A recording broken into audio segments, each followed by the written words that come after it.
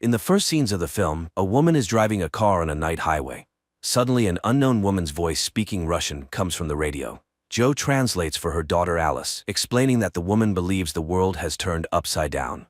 A police car appears behind them, and an unknown device lying next to Joe starts blinking alarmingly, but the police car drives past. Soon, the pair arrives at a small house. Joe starts a fire and puts the child to bed. She then goes outside to check the device left in the car but hears her daughter scream and rushes back inside. However, Alice is asleep. Joe runs outside again, hears her daughter scream again, and runs off into the night. 5 weeks earlier, Joe is floating weightlessly as part of a group of astronauts on the International Space Station. She only sees her daughter and husband Magnus via video calls, and she conducts her next session from the cold nuclear fusion laboratory where Mission Commander Paul is working. He adjusts the equipment according to instructions from scientist Henry Calder on Earth. The scientists are searching for a new state of matter, but no one knows what it is. Suddenly, something crashes into the space station. Communication with Earth is lost, and a fire breaks out. Additionally, the commander's hand is trapped and one of the Soyuz ships is severely damaged. Roscosmos takes charge of the repairs while the mission's doctor amputates Paul's hand. Henry insists they must save the capsule containing the cold fusion experiment results. Meanwhile, Joe goes into open space to inspect the crash site, unaware that Paul's heart has stopped. Suddenly, video contact with Joe is lost, and the center can only hear her communications. She then sees the cause of the accident: a desiccated body of a female astronaut in an orange suit labeled USSR. Joe tries to catch it, but the space mummy floats away. Joe reports everything to her colleague, and Irina, the head of Roscosmos, hears it on Earth. Learning of the commander's death, the center orders 3 mission members to return to Earth on Soyuz 2, while Joe repairs Soyuz 1-inch and returns on it. An emergency mode is set in the ship. Joe sketches the body she saw, sends it to the center, and begins repairs. Meanwhile, Irina tells Henry she ordered his equipment to be left on the station, as it may have caused the accident. Henry argues that this experiment could change humanity's life and must be brought back. The returning Soyuz 2 astronauts are greeted on Earth. Joe is asked to retrieve the capsule with the experiment results, after which communication is lost.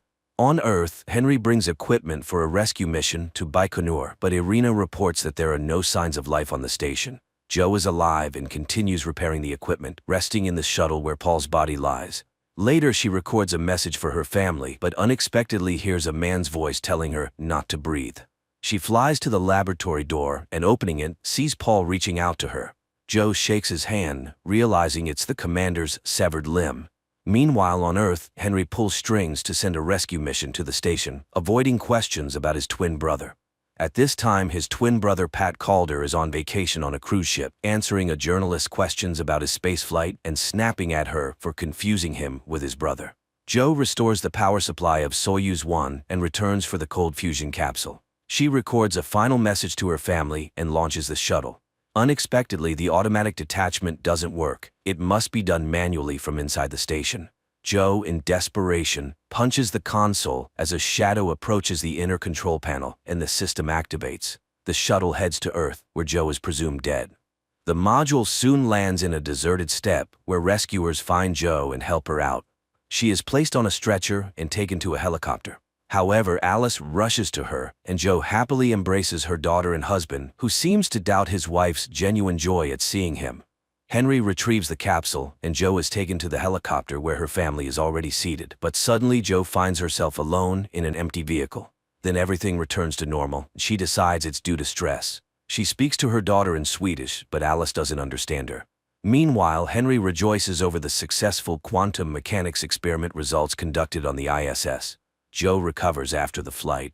One day at a press conference, she expresses condolences to the widow of the deceased astronaut Paul, but the woman's name turns out to be different. Henry demonstrates the experiment results obtained on Earth. His assistant is sure this is only possible in space, dismissing it as a glitch. At Baikonur, an investigation into the tragedy begins. The commission reviews orbital recordings. When Joe mentions the object that caused the accident, a Soviet female astronaut's body, no one believes her since there has never been a report of a missing female astronaut in history. Later, Joe receives vitamin tablets she must take daily. She tries to get closer to her husband, not noticing he seems to avoid her. Alice also keeps her distance from her mother. The next day, Joe faces the commission again, which tries to convince her that the station collided with an orange garbage bag. After the session, her boss, Frederick, tries to hug her, but she steps back in confusion. He doesn't understand why she has forgotten everything between them. Scared, Jo returns to her husband in tears, confesses her love, and they become intimate. Meanwhile, Henry tells Alice about a thought experiment in quantum mechanics called Schrödinger's cat. Scientists believed the world was governed by classical physics laws until geniuses like Einstein discovered that the same substance could exist in two forms. For example, a particle is black in one world and white in another. Between worlds, there is space where the particle is both black and white simultaneously, refusing to choose until observed. Henry invented equipment for the space experiment and discovered something, but it seems unwilling to come into the light. Magnus confesses his wife has changed completely. Henry comes to thank Jo for saving the capsule. She recalls he worked on the Apollo mission, and the old man warns that people who go through the space often change. Later, the team goes to the memorial alley, and Jo shows friends a photo of the spacesuits she saw in space, but she's told it's Irina, the current director of the Flight Control Center. The colleagues reach the tree planted by Commander Paul before the flight and lay flowers. When Jo is alone, she suddenly sees Paul, who tells her his heart is still hanging in space. After this, Jo acknowledges the commission's correctness and retracts her initial testimony. Her family heads home, where Jo notices some inconsistencies. For example, the car is blue, but Jo remembers it was red. The family congratulates Jo on past Christmas and her birthday. She jokes and laughs, though Magnus admits he believed their marriage was over. The next morning, Jo walks around the house and suddenly sees a piano. She sits at it and opens the sheet music. In the evening, Jo again notices her daughter doesn't understand her Swedish, though the girl spoke it fluently before the flight. Magnus admits he knew about her affair with a colleague, Frederick. This perplexes Jo as it's not true. Henry recalls a formula where the main stress relief component is lithium-7. Jo visits a psychologist who prescribes her the antidepressant lithium. Henry notices her and invites her to see his laboratory, where he talks about astronauts who heard non-existent sounds and smells after flights. But this is kept secret. Then Henry reports to the management that using laser and magnets in the cold fusion laboratory, he obtained an image identical to the one from the quantum physics experiment on the ISS. He tried to capture the moment when a substance exists in two different states simultaneously. The same experiment with Schrödinger's cat, which can't be determined if it's alive or dead. But only Henry sees the results. Apparently, this is the observer effect, where the experiment influences the experimenter. Jo approaches the piano again and starts playing this time, scaring herself because she never knew how to play. The next day, Jo compares the vitamins she received at Baikonur with the prescribed medicine and finds that both contain lithium-7. Suddenly, she sees two workers and hides in an office, finding a list of astronauts. Each name has a letter, and checking those under B, she discovers they were all prescribed lithium-7 and experienced unusual things. Meanwhile, the workers enter the office, ignore Jo, and start stacking folders on a cart. She tries to get their attention, but seems invisible. Jo approaches a man closely. He screams and disappears. Jo is alone in the office again. She goes to Henry's office, but he suddenly accuses her of excessive curiosity that will ruin her. Later, her colleague Frederick visits, not understanding what happened as they loved each other. Jo avoids the conversation. At home, Jo finds a package with tapes on the table. It turns out the Marine Observatory workers, unlike the Flight Control Center, heard her calls from space and recorded them, now sending them to her. Jo plays the tapes and hears her voice when Alice comes downstairs and sees a room filled with mourning people. Live astronaut Paul with his family, and Jo's portrait in a mourning frame at the center. She screams, but her father carries Alice upstairs, where his wife admits all her pills are neuroleptics, meaning she's been intentionally habituated to them. She believes she was heard but deliberately left to die in space. Magnus grabs the phone to have her taken for treatment, but Jo pushes him and he falls, hitting the floor. Jo pulls herself together, calls an ambulance, and asks Alice to get in the car. On the way, she stops by the laboratory and steals the flask with the substance obtained in the quantum physics experiment. Henry hears a knock at the door but finds no one in the hallway when he opens it. The scientist closes the door, not noticing his twin brother Pat, who briefly appears behind him and then disappears. Irina calls, having just read an article about two particles entangled by quantum mechanics, where what happens to one determines the state of the other, even if they are far apart. He hangs up without responding. Jo calls Russian cosmonaut Ilya to ask what vitamins he was given on the ISS. He reads out the name with letter A. Joe explains that, unlike the rest of the crew, she was given neuroleptics. The cosmonaut is skeptical, but she asks him to check his pills and wait for her call. Henry discovers the flask theft. The next morning, Joe asks her daughter to describe her fears in detail. The girl admits she hears the voice of an unknown woman named Valia. Joe steps aside to call the observatory worker who sent her the tapes, but he unexpectedly claims it couldn't have been her and hangs up. Meanwhile, Alice brings her a drawing of her fear, showing the figure of a female astronaut in an orange suit, whom Joe saw dead in space. Ilya checks his pills, which turn out to be vitamins. However, documents on the substances given to Joe are no longer accessible. Joe arrives at the Marine Observatory and meets the brother and sister who sent her the tapes. The elderly couple clearly heard her voice from space and recorded it. However, the recordings can only be heard on their ship at sea. They take Joe and Alice to a boat, sharing strange stories of people seeing odd things in space like angels, and often going mad upon returning home. They recorded everything, but there was little noise until Apollo 18. During that mission, the airwaves were filled. Deciphering these messages is challenging. The boat sets off, and the woman plays a tape recorded in 1967. It features the voice of a female astronaut returning to Earth in a damaged capsule, seemingly dying. That day, Irina allegedly returned unharmed from space. The woman can also let Joe hear Paul's voice, though everyone says he's dead. Joe refuses to listen. They head back to shore, and Alice secretly calls her father, revealing their location. The woman gives Joe the tapes. Mother and daughter drive to a forest cabin, analyzing everything that happened. Alice plays the 1967 tape again, recognizing Valia's voice from her visions. The woman is in pain and very hot, as heard on the tape. Henry looks into a mirror, calling his twin brother. When Pat appears in the reflection, Henry accuses him of stopping his medication and admits his space experience worsened everything. Joe and Alice continue listening to Valia, who says the world is upside down. Reaching the house, Joe plays a recording of her conversation with Alice before the collision, but the girl suddenly claims it wasn't her, as she doesn't speak Swedish. The action shifts to the ISS on the day of the accident, showing the other side of Schrödinger's cat experiment. Paul conducts a quantum physics experiment while Joe talks to Alice when an alarm sounds. Joe is thrown against the window, hitting her head and losing consciousness. Paul tries to help her, realizing she's dead. Her husband and daughter are informed of her death and fly to Baikonur. On the orbit, Paul stays to repair the shuttle, worried that accessing the laboratory is impossible, leaving the experiment results on the station. Joe's body is moved to the shuttle, but Paul struggles to accept her death's reality. Later, he rests before landing, recording messages. Again, he feels Joe is alive and even asks her not to breathe. He then contacts Houston, reports the body's damage, moves her from the ship to the station section, and locks her there. Preparing for undocking, the system fails. Mission Control reminds him that 2 people are needed to activate the system. Paul, like Joe in another reality, hits the console as a shadow approaches the inner control panel, and the system activates. The shuttle lands safely. Paul's family greets him, but he can't forget what happened, feeling guilty for leaving Joe's body on the ISS.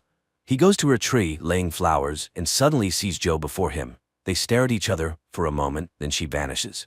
Later, Paul tells Joe's family how she died when he sees his portrait in a mourning frame. He's distracted by a question about visiting a psychologist and snaps back to reality.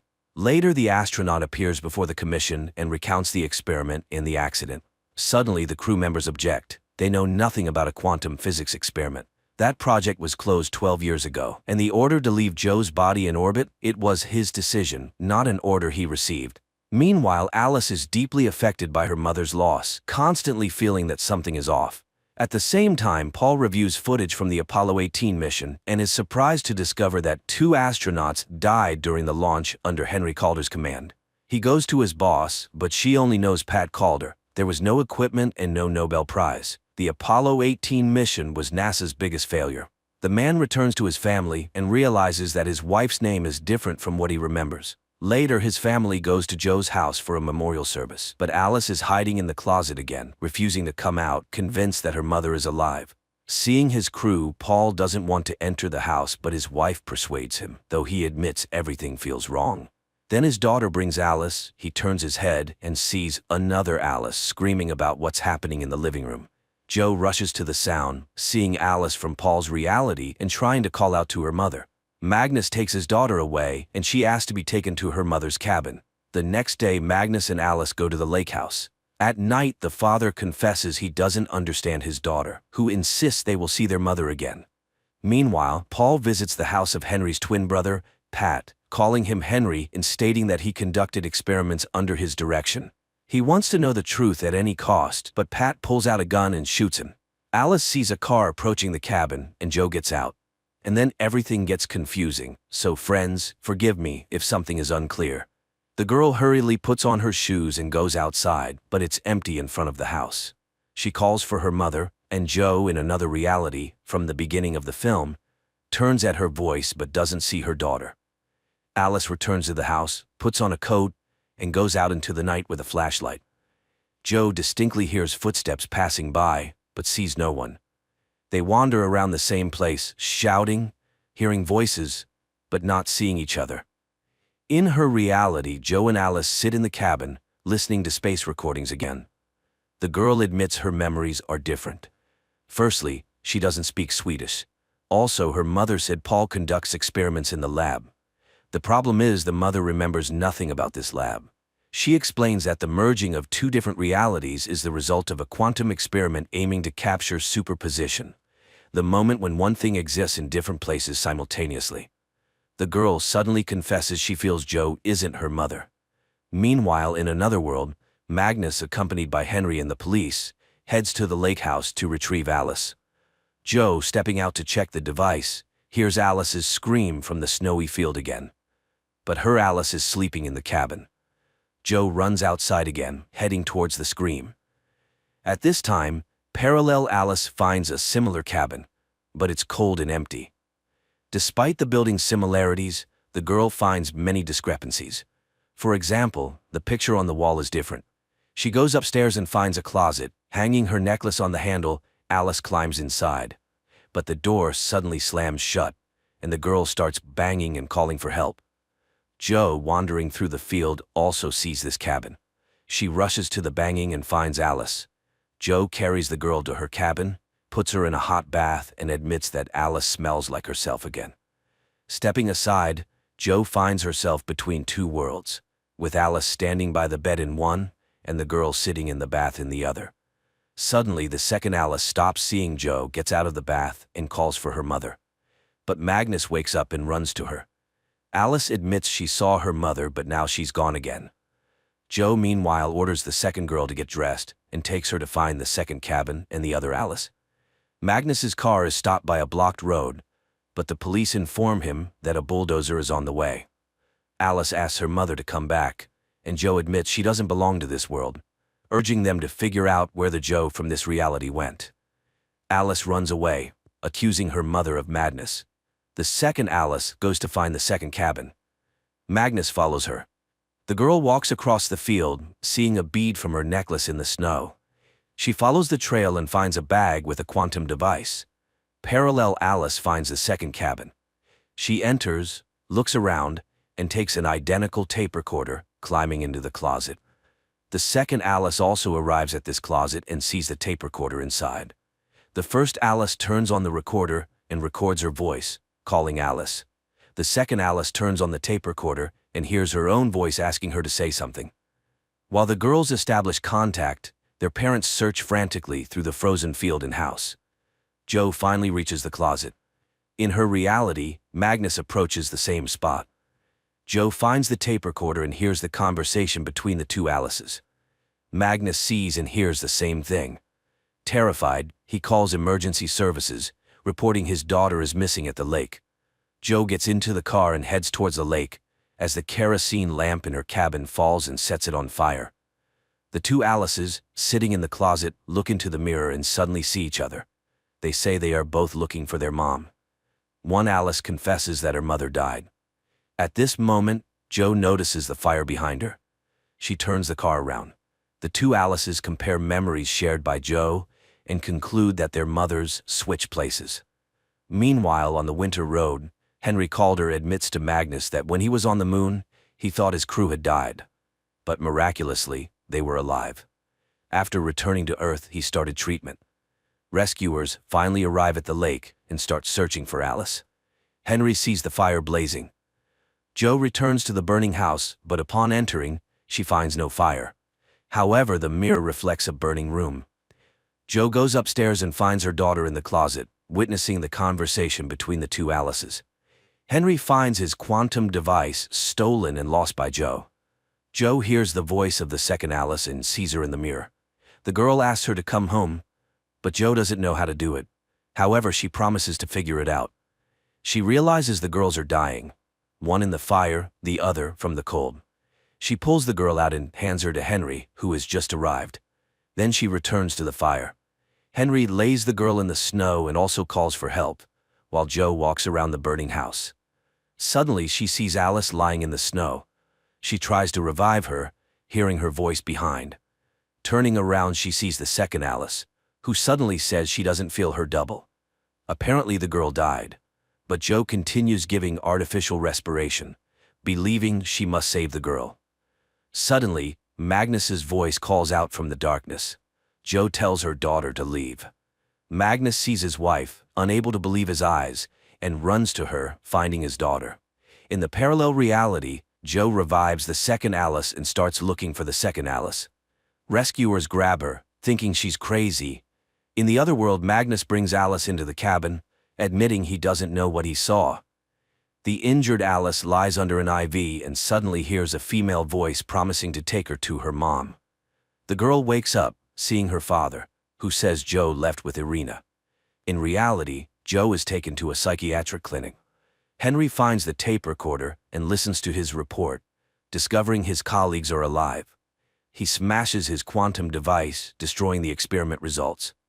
Magnus brings Alice home, and the girl says her mother is dead, her body still in space. Also, there is another Alice. Magnus tries to convince her that mom is alive, just not well right now. Meanwhile, a piano is brought to Jo's room. Henry is arrested for attempting to kill Paul and murdering a journalist on the ship. He requests his DNA be compared to the person who lived where Paul was shot. He's not Pat. The accuser suddenly says both men are actually the same person and shows a book written by Pat. Henry denies writing it, revealing that his so-called twin brother is actually his double from another reality. Later, Henry shows the broken device to Frederick, blaming Jo for damaging expensive equipment. He has long opposed sending women into space, believing their psyche is unstable. That night, Jo regains consciousness and tries to escape the clinic, but the door is locked. In the morning, Irina examines her, finding no mental disorders. Jo claims there was a fire in the cabin, and before that, she saw her real daughter. Irina asks her to play the piano and says her daughter is with her father. Jo is impossible to convince. Then Irina announces that Jo is pregnant. They couldn't give her lithium, as they never prescribe it to pregnant women, so they developed special vitamins for her, which Irina asks her to take. Jo is horrified and refuses. She can't have this child, because then she won't be able to return to her real life.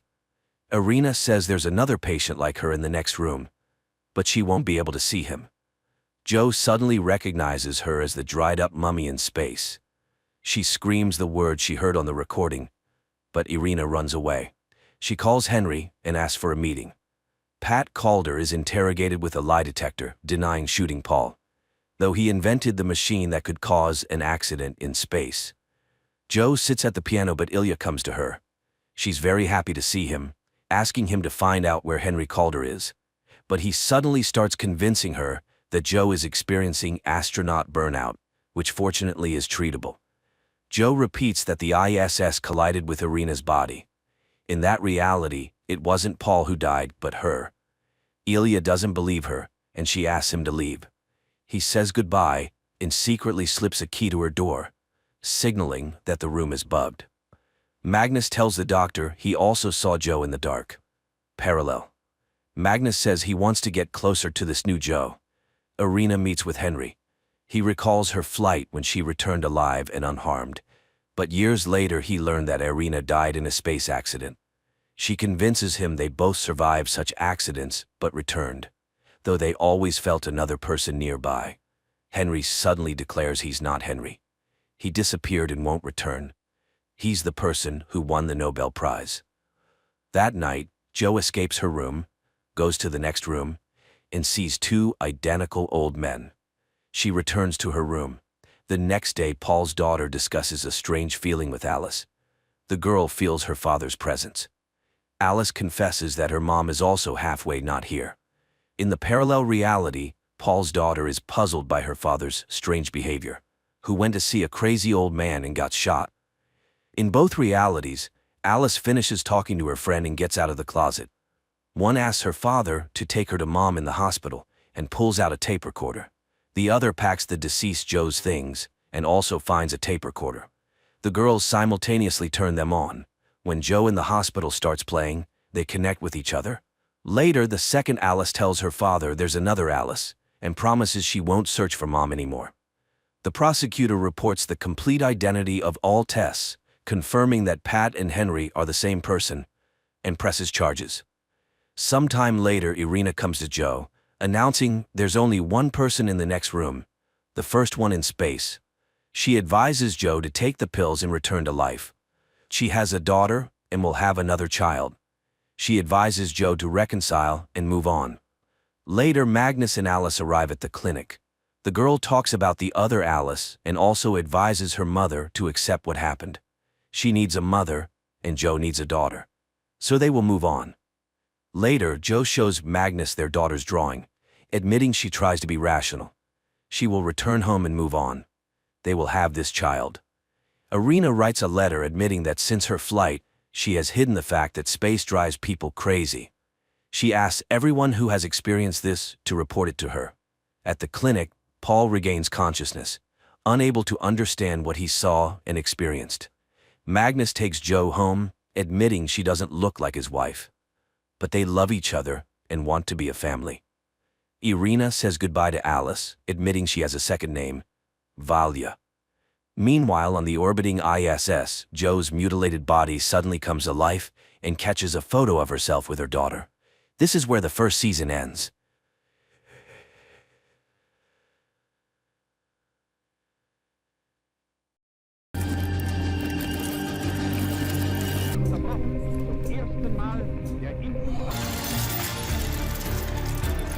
The movie begins in Leningrad in 1940.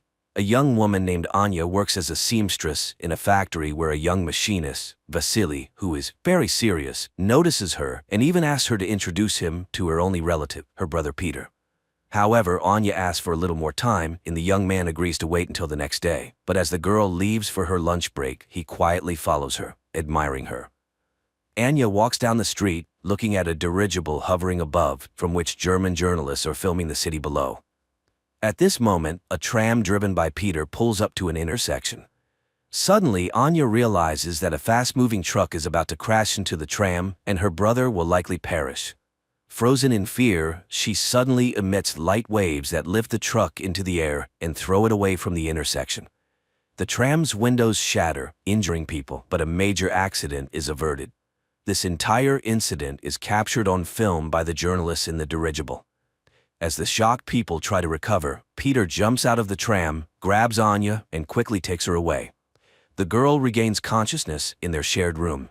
Peter packs their belongings, urging his sister to flee Leningrad, although she is reluctant since they have already had to move several times due to her supernatural abilities manifesting at the most inappropriate times and attracting the attention of the authorities. Peter asks her to control her powers, but Anya is unable to master them as they are beyond her control. At that moment, representatives of the People's Commissariat for Internal Affairs burst into the room and arrest the siblings. An investigator named Ivan arrives at the scene. He interviews the victims, and one of the women recalls the strange girl standing at the crossroad. Back at the office, Ivan begins interrogating Anya, but she cannot provide any concrete information. She insists it was just an unfortunate accident, and then Ivan shows her photos from their previous residences where strange incidents and destruction occurred, prompting the siblings to move hastily.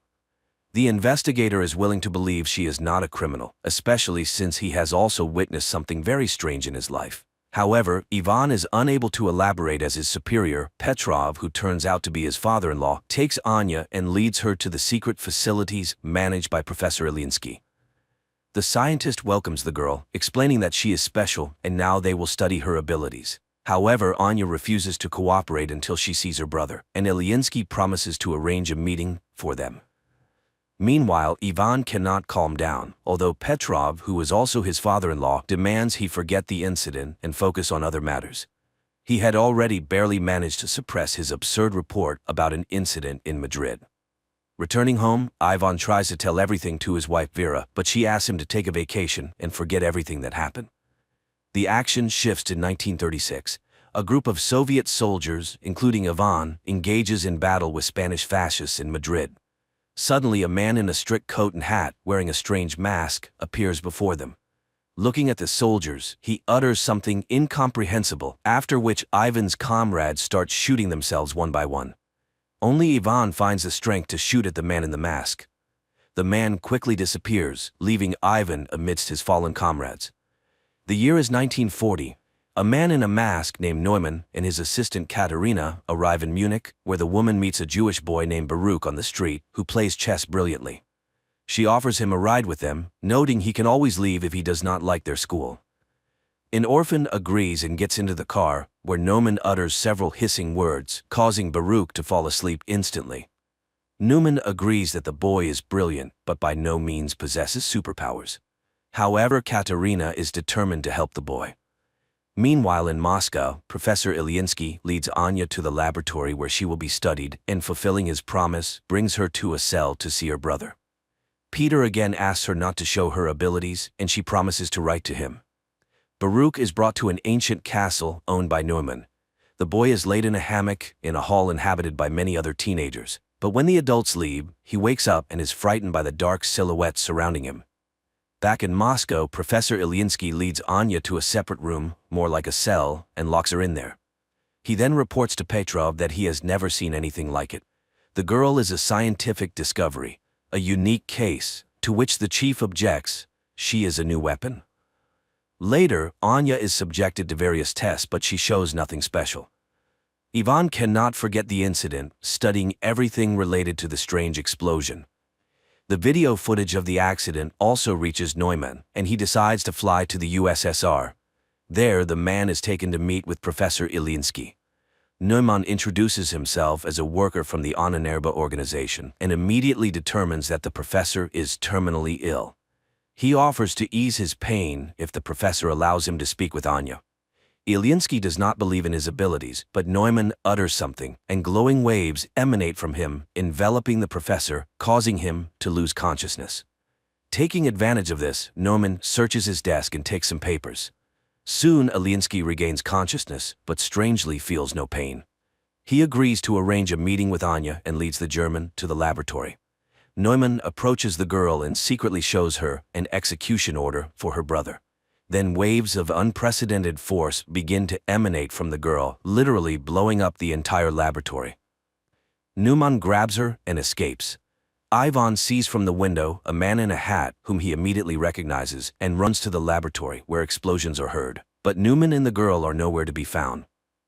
The narrative shifts to 1924. In a remote Karelian village, a woman lives with two children, Peter and Anya. One day they go with the village boys into the forest. Suddenly a pack of wolves leaps out at the children. The children freeze in fear, but waves emanate from Anya, scattering the beasts. When the men arrive at the clearing, they find the girl dead. 1940. Petrov enters the devastated laboratory, where people connected by tubes into a single organism and marked with the letter M lie in chairs. At first glance, this structure was not damaged by the explosion, as the injured Ilyinsky lying nearby confirms. The professor reports that Anya caused all this and refuses to continue the experiments. Then, Petrov shoots him. Afterward, he goes to Ilyinsky's colleague, who everyone simply calls Professor Lyubov. Petrov asks her to activate the M squad. Learning about the professor's death, the woman refuses to help Petrov, but he reminds her of her family, and Lyubov reluctantly agrees. On the train, a customs officer searches Neumann's compartment and finds an iron sarcophagus with Anya inside. Unsure of what to do, he goes for help. Meanwhile, Anya envisions her own funeral following the incident with the wolves. Frightened, she comes to, and Neumann informs her that he is saving her. Anya tries to run, but the customs officers, who decided to detain the strange German, stop her. However, he utters something, and the military personnel bring their pistols to their own heads. Neumann and Anya leave. At the same time in Moscow, Petrov reports to his colleagues that a member of the Annenerba, which translates to ancestral heritage, Neumann has stolen a valuable exhibit from the USSR, the girl Anya. A squad has already been formed to pursue the German and will depart in a matter of days. Learning of this, Ivan requests to be included, but Petrov, feeling sorry for his daughter, refuses to do so. Neumann leads Anya to a spot where Katerina's car is waiting, and she drives the pair to the castle. It is apparent that the woman does not like Neumann's new toy, but he immediately says that Anya is just like him. At the castle, they are greeted by children whom Neumann calls his army. Anya is escorted to her room, and Neumann finds a guest in his office, Admiral Canaris, who is very interested in the scientist's research. But today he has come to express his displeasure with Neumann's sabotage in the USSR, as it could start a war. Neumann reassures him and invites him to a formal dinner.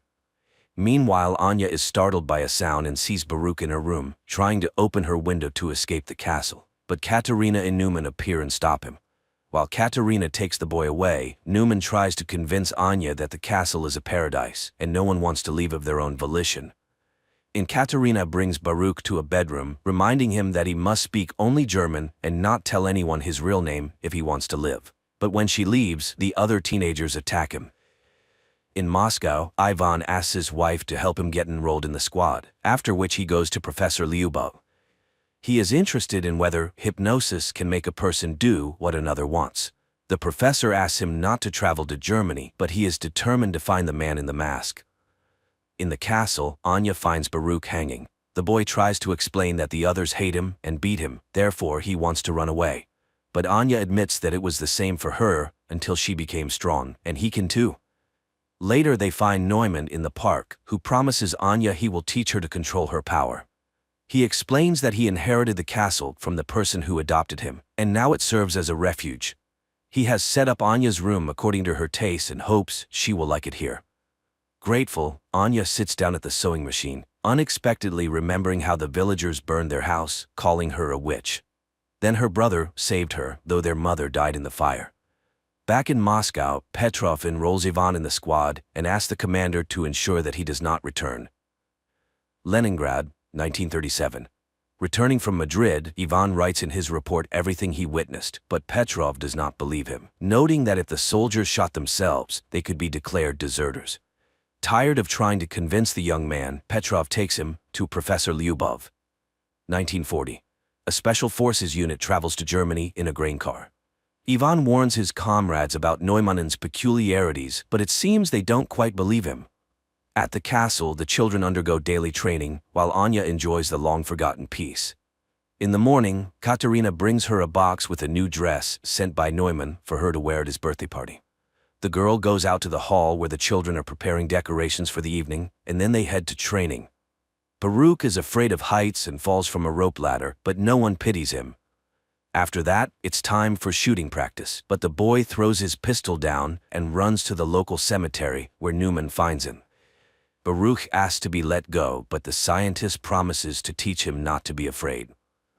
Meanwhile, Squad M climbs out of the wagon, and Ivan remembers his training in 1936 before being sent to Madrid. Then his comrades met him coldly because he was the boss's son-in-law, but Ivan earned respect through hard work and cleverness. And now he is on a special mission. Suddenly, they are hailed by an old man who turns out to be their liaison and must take them to the castle. At the same time, Petrov is informed that the squad has successfully crossed the border. Guests start arriving at the castle. Neumann welcomes Canaris and escorts him to the hall where music plays, and ladies and gentlemen drink and talk about the beautiful evening. Neumann himself is enchanted by Anya's beauty, and she gives him a hand-embroidered handkerchief she made for him. Later, guests deliver laudatory speeches in honor of the birthday boy, and he invites Anya to dance to the envy of the present ladies. Canaris notices Katerina's displeasure, but the woman remains cold, rejecting his advances. She dislikes Canaris's interest in their wards, and he tells her that people are already coming for Anya from the USSR. Squad M reaches the forest house of their liaison, who supplies them with weapons and draws a path on a map, but then shots ring out. German soldiers have caught up with the saboteurs. A battle ensues and the Russians win. Later, the commander finishes off the wounded enemies and, unexpectedly for Ivan, shoots the liaison, indicating that they have no orders to return. At the castle, Canaris agrees to play chess with Baruch, and the boy wins. The admiral admires his genius, but upon learning that the boy is Jewish, he pulls out a pistol. Anya sees the man aiming at the child, and her powers activate. Guests watch in horror as everything in the hall begins to rise into the air. The admiral himself is lifted up, but at that moment Neumann grabs the girl by the shoulder. She faints, and Canaris falls to the floor. Everything stops immediately, but people scream and scatter. The furious admiral orders all children to be destroyed within 3 days and departs. Neumann escorts Anya to her room and admires her because today she managed to stop. The girl does not understand why it is necessary to destroy the Jews, and Neumann reminds her that no one pitied them either, as they were not like everyone else. The man returns to his office where Katerina awaits him, but he does not accept her attentions because he is seriously captivated by Anya and hopes to succeed with her. However, Katerina is saddened by this turn in their relationship and reminds him of Canaris's order, but Neumann intends to make a profitable deal. The action shifts to Neumann's childhood when children laughed at him and drove him away. His parents were forced to put a mask with a digital lock on him so he couldn't harm anyone, and the boy suffered greatly from this.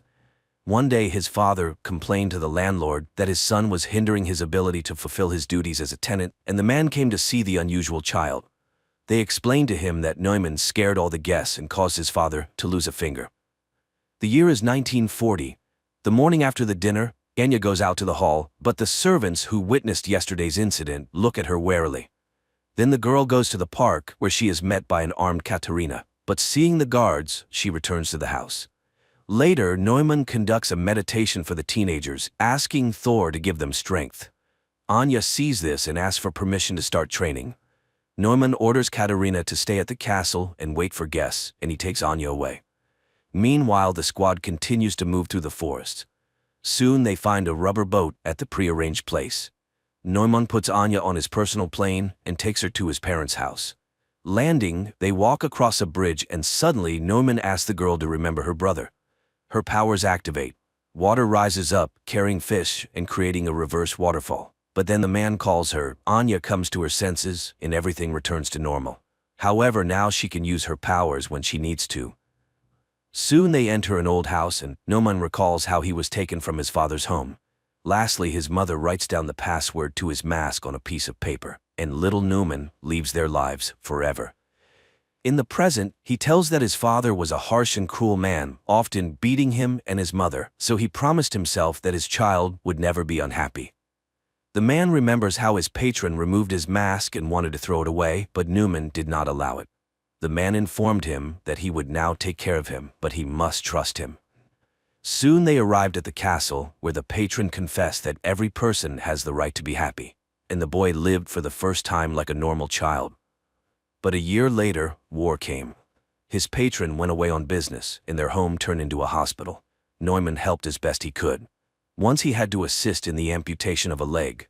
The soldier was in great pain, and then Neumann activated his powers and relieved the poor man of his suffering during the operation. Later he confessed to one of the nurses that he loved her. The adult woman laughed at the boy but said she loved him too. But one day he caught his nurse with one of the recovering soldiers, and in a fit of rage he made the soldier kill himself with a hammer. They caught him, gagged him, tied him up, and took him away from the castle. In 1940 he tells Anya that his parents died, so he is so happy to have found her. The girl lights candles in the fireplace, using her new powers, which delights Neumann. They drink wine and then become close. At night, Anya dreams where Baruch dies and wakes up terrified. She asks Neumann to return to the castle. Meanwhile, the squad reaches the river. One of the soldiers is wounded and runs out of strength. Then he takes his own life so as not to be a burden to his comrades. Only 3 remain, but they still row towards the castle. And there Katerina, who can't sleep, reminisces about the past when she helped her mother, who worked in a psychiatric hospital, where one day they brought in a tied-up boy named Neumann. She then freed him, and he promised never to harm her. The year is 1936, Leningrad.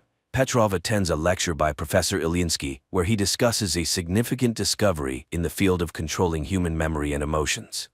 Ilinsky's colleague, Professor Lubov, is inspired by the future changes, as people with good mental health will be able to work better and create a brilliant future for themselves and their children. The Project M envisions a new society where happy people with immense productivity and willpower will live. Petrov asks about the use of these discoveries in the military sphere, arguing that if a new society is to be built, it must be able to defend itself. However, Lyubov categorically opposes totalitarianism.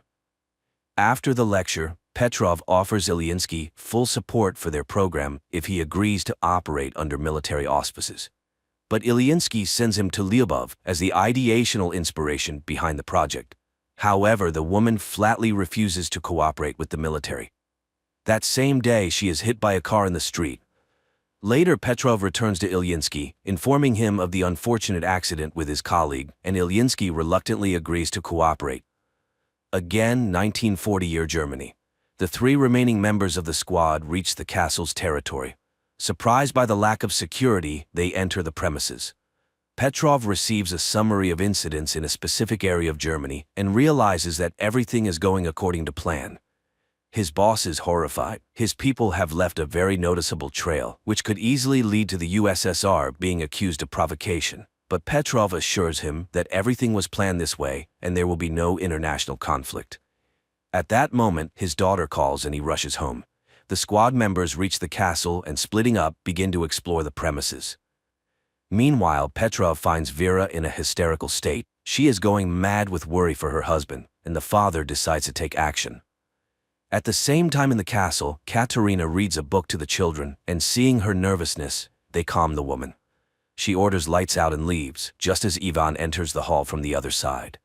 Seeing the children in front of him, the man lowers his weapon and leaves. The children remain motionless. The soldiers continue to explore the castle, and now the squad leader enters the hall with the children. But he does not lower his weapon and prepares to shoot. Then the children attack first. The commander fires in all directions, but the teenagers throw their clothes at him and knock him down. The eldest orders the pistol handed to Baruch to kill the enemy, but the boy cannot shoot the man, and the man manages to wound him with a knife before being killed. The children carry the bleeding Baruch to the bedroom, leaving the soldier's body on the hall floor. The third squad member, a female warrior, finds Katerina's office and engages her in a shootout. Katerina flees, but the woman catches up to her, and they fight. The woman is defeated when Katerina pushes her away. Seeing her opponent unconscious, the German grabs a pistol, but doesn't manage to shoot because Ivan appears. Threatening him with a pistol, the woman captures him. In Moscow, Petrov brings his daughter to Professor Lyubov and asks her to erase the girl's memory. Lyubov is outraged by this request, as the love for a husband is the most precious thing in Vera's life. However, under military pressure, she agrees and performs the necessary manipulations, while Petrov's subordinates methodically clear their apartment of photographs and items belonging to Ivan. But one photograph falls under a chest of drawers, and the soldier does not notice it. After the procedure, the girl regains consciousness but does not remember her husband at all. At this time, the teenagers attack Ivan, not noticing Katerina, and wound him in the arm. The woman drives off the aggressive children and escorts the wounded man to Neumann's office, where she admits to Ivan that she recognized him because she had seen him in Madrid. He asked why her master kidnapped Anya. Could it be that he wants to use her in the war? Katerina assures him that he still doesn't understand. People are petty and greedy creatures fighting for power. Neumann is unique. He is ready to seize all power on earth to save the world from war. Meanwhile, Neumann and Anya arrive at the castle and find a wounded woman on the threshold. The scientist finishes her off with a pistol while Anya runs to the bedroom to the teenagers and finds Baruch dead. At this time, Ivan is bandaging himself while Katerina explains that they teach the children survival by developing their skills, because their destiny is to save the world under Neumann's leadership. The woman offers to help him escape if he will help her, but before Ivan can hear her out, Neumann enters the door. The Russian immediately picks up a pistol and takes the woman hostage.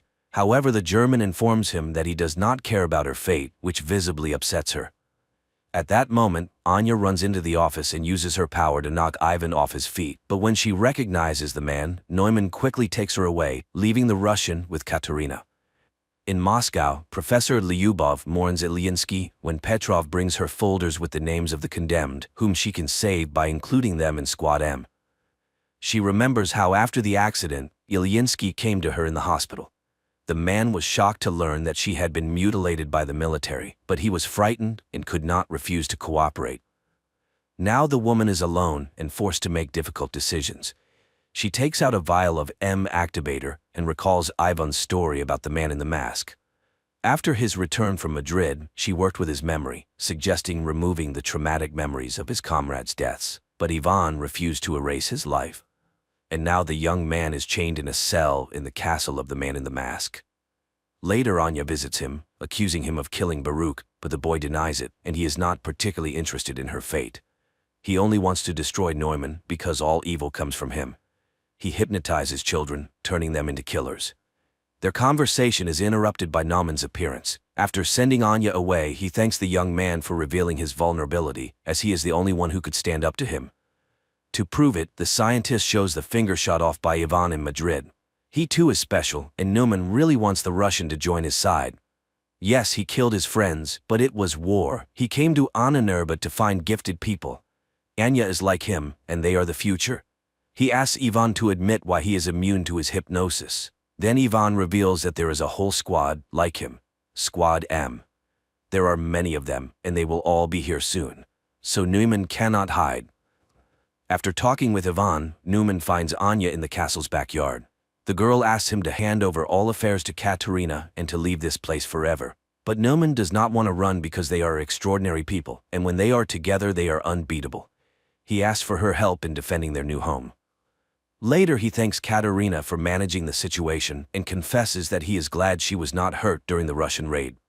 Meanwhile, Anya remembers how in Moscow she wrote letters to her brother while locked up in the laboratory. She used to give them to the professor, but she could not have imagined that he read her letters to Peter, who was undergoing mental processing as a participant in Squad M. At this time she burns them in the backyard of the castle, hoping that life will give her a chance to start over. Later, the castle's inhabitants conduct a funeral rite for Baruch. The teenagers carry the boy's body to the seashore, where the cemetery is located, and burn it on a ritual pyre. Anya is shocked by the number of children's graves and realizes that Ivan was telling the truth. Katerina urges her to leave and save herself. Anya runs to Ivan's cell and asks him to tell her what he saw in Madrid that was so special. The boy talks about the death of his comrades and Neumann's chilling whisper, but the German doesn't know that he just had a misfire.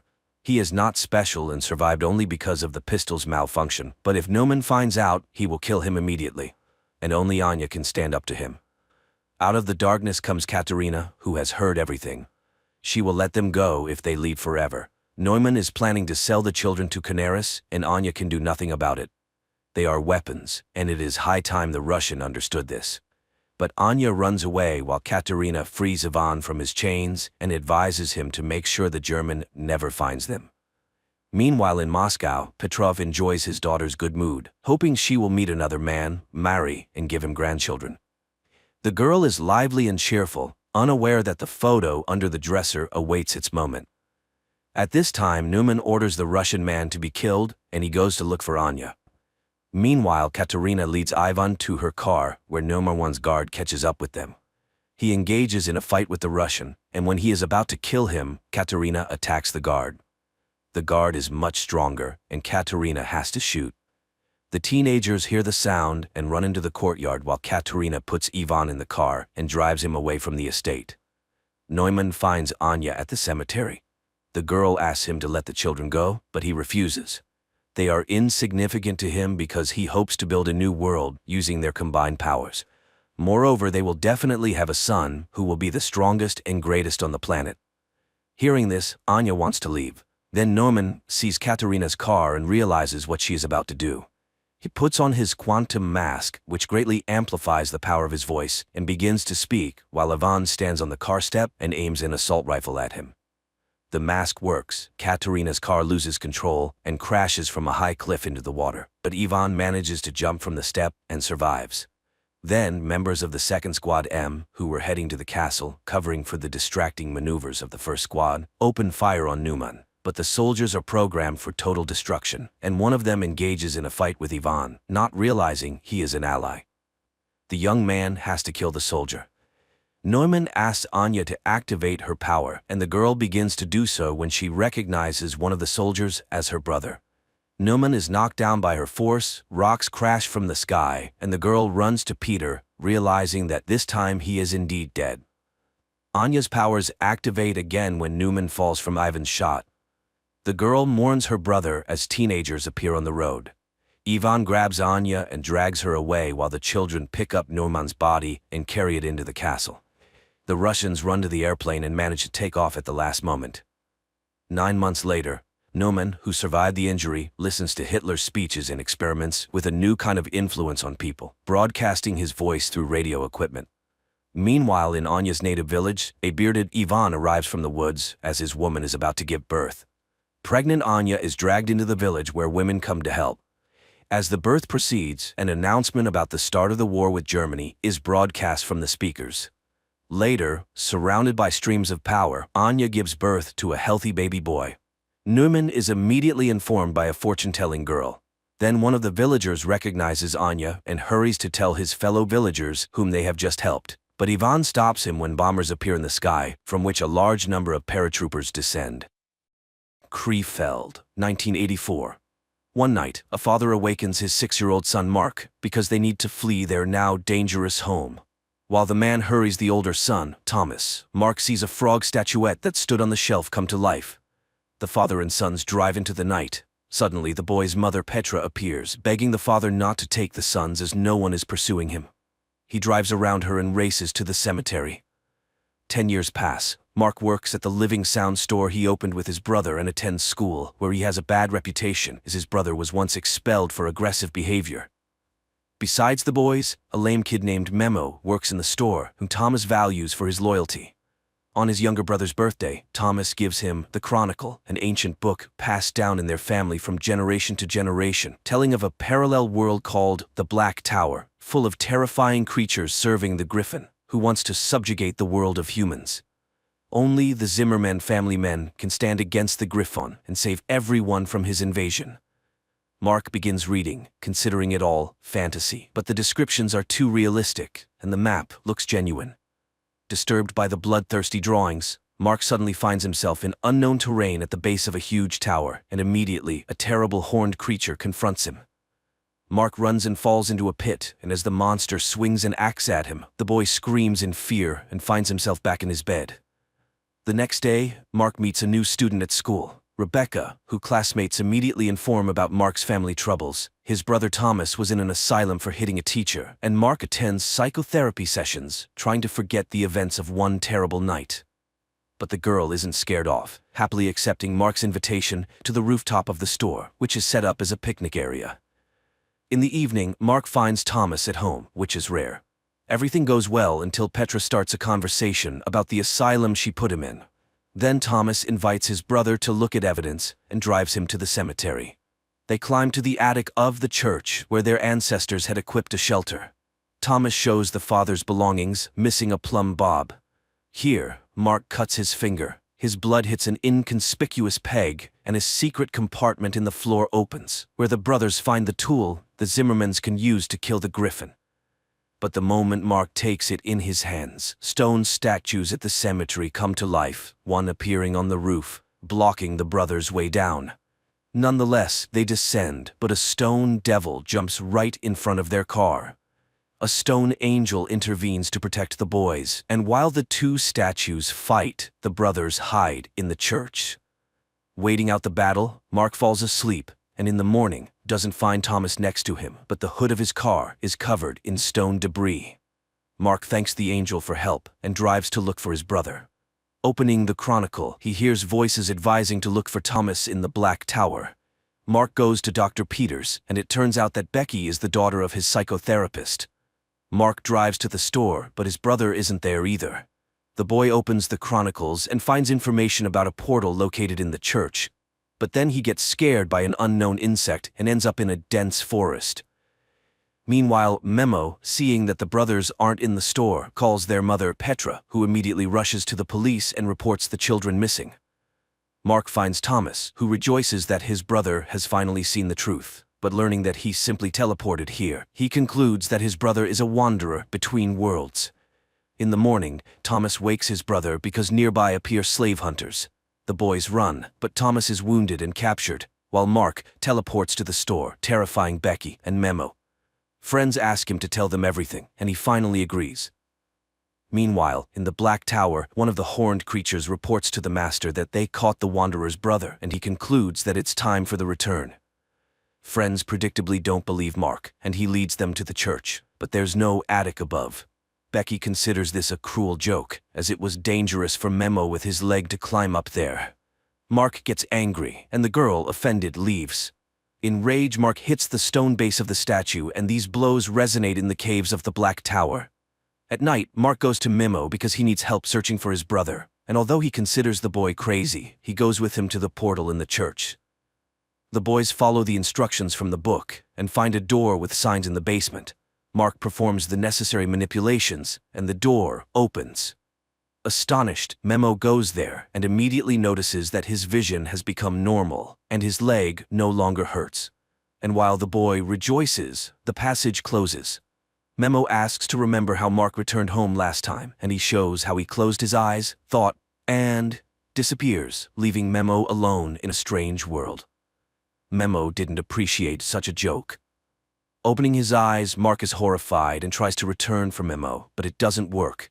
Then Petra enters, sees the chronicles, locks her son in the room, and he falls into a rage, causing the walls of the Black Tower to crumble.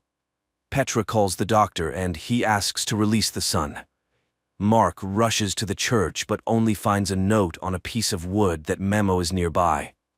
The boy returns to the store and, taking the necessary items, goes to Becky, where he tells her that Memo stayed in the Black Tower. He leaves her the chronicles and a note asking her to take the book to Petra if they don't return. He goes to the world of the Black Tower and tries to find a friend, while Becky reads the chronicles and ponders the boy's mental health. Mark emerges from the forest and, setting up a sound system on a cliff, plays Memo's favorite music. Meanwhile, the slave hunters capture a village where they seek a man with a loud voice.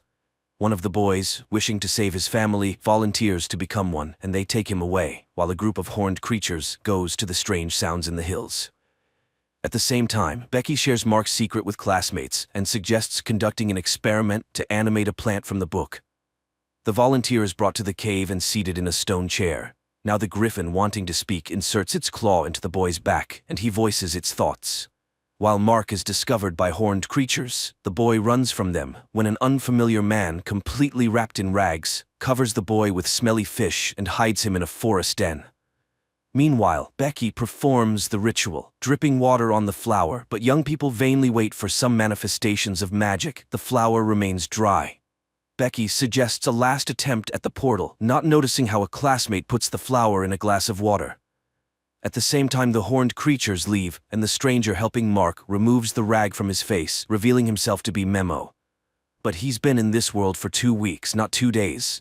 Then the boys see a caravan of slaves, and in one of them, they recognize Thomas. But while they can't help him, they themselves are noticed. The boys run from the pursuers and end up on a high cliff with no way out. On Earth, Mark's classmates come to the church and perform everything prescribed, but the door doesn't open. Then Mark grabs Memo, jumps off the cliff, and teleports to his room. Petra hears a noise in her son's room, runs there, and sees Mark and Memo, who now needs glasses again. Mark calls Becky and asks her to bring the chronicles, while a flower blooms on her desk, from which something terrible emerges. The next day, the boys begin developing a plan to save Thomas, especially since Memo now knows a lot about the world of the Black Tower.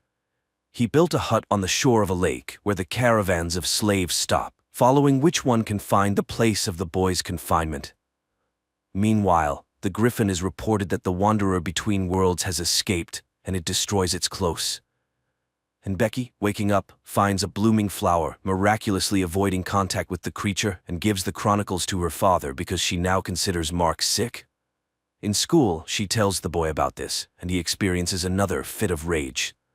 Becky's father, having read the chronicles, goes to Petra and admits that he underestimated her son's illness. The woman decides to hospitalize Mark despite the doctor's protests. Later, the woman detains her son near the house when an ambulance arrives, and paramedics grab the boy, but he resists and runs across the roof to the church, where Memo has long been waiting, but the paramedics come there too. The boys fend them off when suddenly a hooded man comes and scatters the medics, beating one to death. The boys run to the door, while Petra waiting outside sees a blue-eyed Mark coming out of the church. At that time, Memo leads his friend to his hut by the lake. Meanwhile, the father informs Becky about Mark's deed and forbids her from leaving the house. He himself goes to the crime scene and confirms Mark's capacity for crime. Becky enters her room, turns on music and lies down on the floor. At the same time, a downpour suddenly starts in the Black Tower, and the alarmed Memo shows the scorpions hatching from the flowers upon contact with water. The boys run away. On Earth, Becky is attacked by a similar scorpion that enters her mouth. She manages to pull it out with tongs and destroy it by sprinkling salt. The boys also manage to escape by climbing onto a rock. Morning comes, the scorpions dry out right before their eyes, and Becky rushes to look for the chronicles because she now believes the boy. She takes the book and hurries to Petra. At the same time, the boys reach a lake in the mountains. On Earth, Becky's father comes home, takes off his bloodied clothes and burns them in the yard because it was he who was in Mark's guise in the church and killed the medic.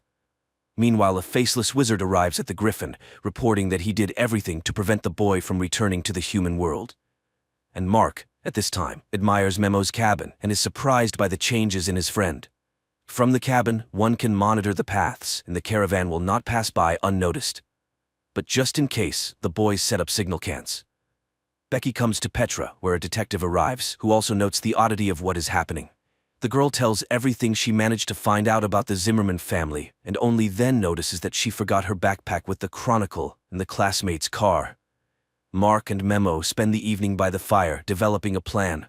Mark can go to the mines, find Thomas, and teleport home with him. Memo is ready to walk to the portal that Mark will open, but the boy needs to train in teleportation. At this time, the wizard reports the plans of the boys who stopped at the lake. The Griffin orders their capture and reminds that he does not need complications in the human world yet. In the morning, Mark wakes up feeling someone's presence, and going to the shore, hears the screams of a fish, which Memo catches, and guts. Mark remembers how and where he teleported, and begins training. At the same time, a messenger from the Black Tower comes to Dr. Peters's house, telling about Mark's appearance. The doctor is proud of himself because it was he who prepared the boy, invoking the necessary rage in him and cutting off his way to the world of people. After seeing off the guest, the doctor goes to Becky's room and discovers that she has disappeared. He gathers dust in her room and, tasting it, learns about everything she did during the day. Then he goes to a youth party where the girl went to get her backpack back. Meanwhile, Memo expresses the thought that fear is not necessary for teleportation, and Mark remembers the kiss with Becky and teleports to the town. He immediately returns, but it turns out that he was gone for 2 days. The boy finds out that strong emotion and a vision of the place to which one must move are needed for teleportation. At this time, Becky finds her water-soaked backpack in the kitchen, and opening the book, sees a bloomed flower. The girl realizes the threat looming over those present, takes a pack of salt, and goes to track down the monster. In the other world, Mark again hears someone's footsteps and sees his father, who accuses him of his own death. Memo brings him to his senses, but Mark is sure that someone is getting into his head. Meanwhile, Dr. Peters comes to the party when one of the girls is attacked by the monster. Becky rushes for help when her father stops her and, using hypnosis, orders her to leave. Petra and the detective sitting in the hall suddenly see young people flying out of the crowd, then screams are heard, and everyone runs away. And in the middle of the hall remains an incomprehensible creature, resembling a many-legged scorpion. The detective pulls out a gun, but the monster attacks him, knocking the weapon out. And then Petra picks up the pistol and saves the detective. Then the doctor enters the hall and the killed millipede turns into a bear. In the morning, Mark wakes up again from the scream of the fish and, in irritation, argues with Memo. But his box of nails, which he uses to remove anger, turns out to be empty. He runs out to the shore, where Memo teases him and throws the nails into the lake. Then he reminds him of his father, saying that he is to blame for his death. In a rage, Mark hits Memo, thereby collapsing the walls of the Black Tower. The Griffin sends hunters after him. Meanwhile, Memo collects firewood and, returning to the lake, sees Mark, hitting another Memo. He touches the body and it suddenly scatters, but the traces in the sand betray the direction of his run. Memo throws a stick and stuns the faceless wizard who disguised himself as Memo. The boys tie him to a cot, and he tries to deceive the guys, alternately taking the forms of their fathers. Only under the threat of fire does the wizard admit that he is Mamit, a creature capable of recreating thought and showing what people want to see. He did everything at the behest of the griffin because he feeds on Mark's hatred. At that moment, the signal of the caravan's arrival sounds, and in the town they investigate an accident, although no one can understand how the circus bear got out of the cage. The detective asks Petra for a conversation and tells her that after her husband's self-immolation, they did not find a trace of his body. He was taking antidepressants, thanks to which he was able to see the true face of the prosecutor.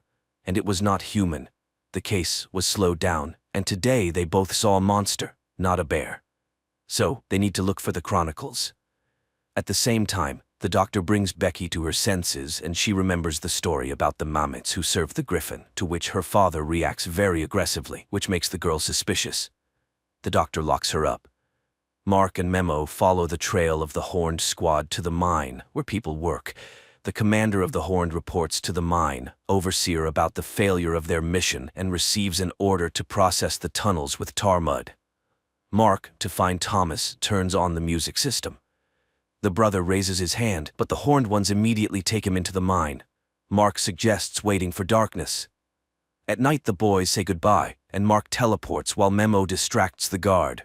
The boy finds his brother, but it turns out that the tar prevents teleportation. Thomas admits that he was used as bait. They even left him a plumb line. This means that the griffin is ready to attack the human world, using Mark's power. At the same time, Memo runs to the portal, leading away the Horned squad, while the brothers argue about who will fight the griffin. Mark shows his superiority by breaking through the cave wall with a plumb line. The brothers run away, and Memo falls into an ambush and loses fingers on his hand. Mark and Thomas catch up with the squad, and, having killed one of the Horned ones, find the injured Memo. Learning about the escape of the Wanderer, the griffin emerges from his hiding place and flies in the footsteps of the people who at that time are driving to the portal in a captured cart. But at the very door, Thomas suddenly demands that Mark give him the plumb line. He refuses, and Thomas forcibly takes it, and then the griffin appears above them. At this time, the detective and Petra take Becky out of the house, ignoring her father's protests. Mark comes to his senses and hears Thomas's voice from the mist, picks up the plumb line he threw, and realizes that his brother was captured by the griffin. At that time, Petra, the detective, and Becky are trying to open the portal. And the griffin calls Mark to battle, fueling his hatred. But the boy suddenly remembers his father's advice, calms down, and refuses to fight while Petra opens the portal. Becky manages to pick up Memo when Mark sees the enraged griffin and wounds him with a plumb line, forcing him to drop Thomas. The boys drag him into the passage and close the door in the monster's face. Meanwhile, a Mamit in the guise of Dr. Peters kills another Mamit who will now work on Earth instead of him.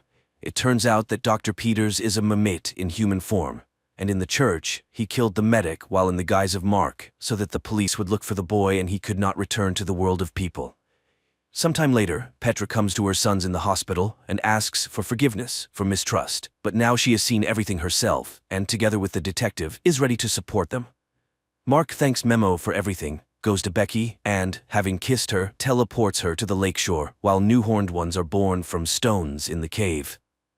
An entertaining adventure series, quite decently filmed by German cinematographers. And judging by the finale, there will be a second season too.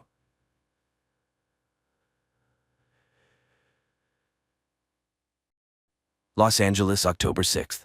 For Mark Benford, the day begins as usual. After kissing his wife and young daughter Charlie goodbye, the FBI agent prepares for work and meets Nicole, the young nanny who looks after the girl. Olivia is also getting ready for her shift at the nearby clinic, but before leaving, she dials the number of her assistant, Bryce. However, at that moment, he arrives at the pier, intending to take his own life. At work, Mark and his partner Dimitri begin surveillance of a suspect. When the woman is joined by accomplices, the agents start a pursuit. The suspects notice the surveillance, leading to a high-speed chase. At the pier, Bryce prepares to pull the trigger, while the entire city remains unaware of what is about to happen. Mark takes a sharp turn, and something strange happens. His entire life flashes before his eyes. In this vision, the agent sees a board with clues and connections, and then he hides from bandits who have come after him. Coming to his senses, Mark realizes that he wasn't the only one who blacked out. Chaos ensues around him. Hundreds of cars have collided, and people are frantically trying to find help. The agents spot the suspect's car and head towards it. Only the woman remains alive, but she babbles something nonsensical about frightened horses. Mark leaves Dimitri by the car and rushes to his wife to check on her. As he runs through the streets, he realizes the situation is much more serious. The blackout affected the entire city and caused widespread destruction. Olivia informs her husband that hundreds of injured people are being brought to the hospital. She ends the call and attends to a patient, a boy involved in an accident. Amazingly, the teenager recognizes Olivia and calls her by name. At the bureau, the staff is urgently gathered, and Stan Wadek reports the first piece of information. People around the world lost consciousness. It is evident that millions of people died because of the blackout. But Mark is concerned about something else. He admits that he didn't just lose consciousness. During that time, it felt as though he was transported 6 months into the future, to April 29th, and he clearly saw what would happen to him on that day. His colleagues support him, and everyone shares their visions. Only Dimitri remains silent. During the blackout, he saw nothing. Mark and Dimitri organize a board to collect clues, and Benford recognizes it as the one from his vision. He mentions a name that stuck with him, D. Gibbons. According to him, this name is where the investigation should begin. Olivia hesitates, but eventually decides to tell her husband about her vision. She saw herself happy, but with another man. Mark convinces himself that it might just be an illusion, but his vision starts to come true that same evening. Charlie gives her father a bracelet that he saw on his wrist. Olivia has to take Charlie to the clinic so she won't be left alone. While she revives her daughter's favorite toy, Lloyd, the father of the injured boy. Dylan enters the room. The doctor is horrified to recognize Lloyd as the man from her vision, but he doesn't recognize her. In his memory, he didn't see his companion's face because he was always turned away. Meanwhile, the agents return to work, and unexpectedly, Dee Gibbons herself comes to the bureau. It turns out she is a religious woman who brings the agents cupcakes and doesn't understand what role she is supposed to play in the global blackout. The agents check Dee Gibbons and find out that on the day of the catastrophe, someone else with the same name used her credit card. Without delay, the agents fly to Utah, where they are met by Sheriff Keeban. During the conversation, the young woman mentions that she, like Dimitri, saw nothing during the blackout, and the guy hopes that it was just a peculiarity of some people. While the agents try to find Dee Gibbons, the bureau studies a strange video. A man who remained conscious was spotted at a baseball stadium. Mark notices an abandoned doll factory, and recalling an image from his vision suggests checking the building. The agents immediately realize that someone is inside the factory, but they fail to remain unnoticed. An alarm goes off, and hundreds of dolls begin to sing. Mark and Dimitri find the suspect, but they don't see his face. The psychopath utters a strange phrase and throws a lit lighter. Sheriff Keeban dies from shrapnel injuries. Dimitri understands that his fear is not unfounded. He didn't see his future because that day will not come for him. Checking Dee Gibbons' phone yields results. The unknown person called an unidentified guy from the stadium. Hawk tells Dimitri about her vision. The girl saw herself pregnant in an ultrasound room. Following her colleague's advice, she decides to post her vision on the website that the FBI created to collect memories. Noah decides to follow suit. He also posts his information on the Mosaic website, stating that he saw nothing. The guy's inquiry is answered that same evening. An unknown woman calls from a hidden number and says she saw an intelligence report.